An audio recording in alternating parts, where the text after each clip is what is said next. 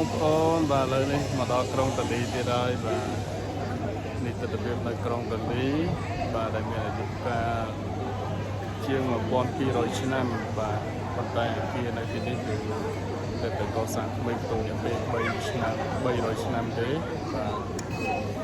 ហើយនៅទីនេះគឺអគារត្រូវបានអភិរក្សបាទទោះបីថាខូចបាក់បែកក៏ដោយតែយើងកសាងថ្មីគឺឲ្យដូចទម្រង់ចាស់តែម្ដង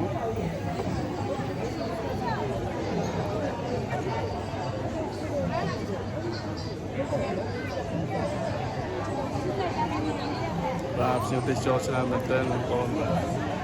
បាទហើយនេះគឺជាសំណង់អគារចាស់ចាស់បាទនៅក្រុងតាលីបាទបងប្អូន